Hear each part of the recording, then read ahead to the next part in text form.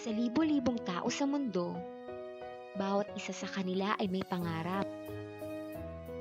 Ako, ano nga bang pangarap ko?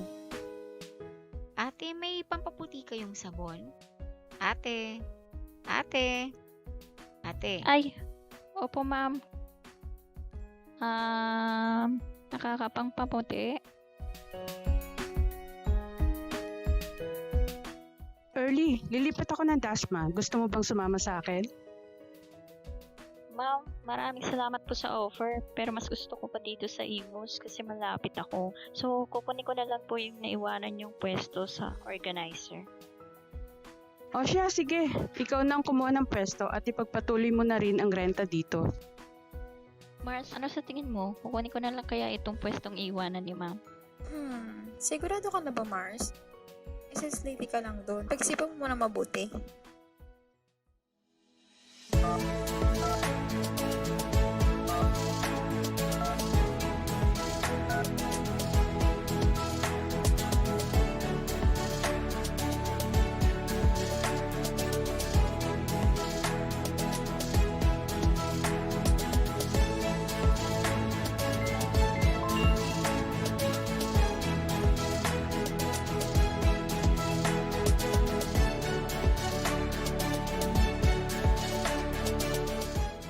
Makalipas ang ilang taon na makuha ko ang pwesto sa organizer, napag-isip-isip kong dumirekta na lang sa Lotus Mall. Sir, saan po pwede magtanong tungkol sa pwesto? Ay, sa taas, ma'am.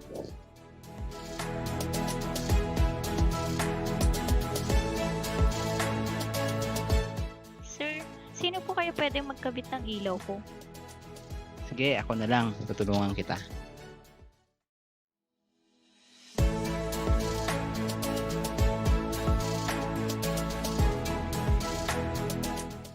Nagulat na lang ako ng isang araw, may nag-abot sa akin ng isang numero ng telepono.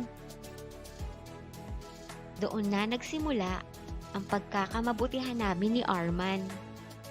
Lagi niya akong binibigyan ng pagkain at regalo. Sinasamahan niya akong mamalengke at mamili ng mga paninda ko. Inaamin ko, masaya ako pagkasama ko si Arman. Pero hindi ko naman maikakaila na mahal ko si Rex, ang kasintahan ko. Nagulat na lang ako ng isang araw. Tumawag sa akin si Rex. Gusto na daw niyang makipaghiwalay dahil may mahal na siyang iba. Sobra akong nasaktan. Hindi ko inakalang gagawin niya yun sa akin. Sa mga panahong lugmok ako, hindi ako iniwanan ni Arman. At dahil doon, mas lumalim pa ang aming samahan at tuluyan na akong nahulog sa kanya. Early, siguro naman napapansin mo na matagal na ako nanliligaw sa'yo. May pag-asa ba ako sa'yo? Alam mo, Arman, nung umpisa, napakasuplado mo. Hindi ko akalain na magkakagusto ka sa akin. Kaya oo, sinasagot na kita.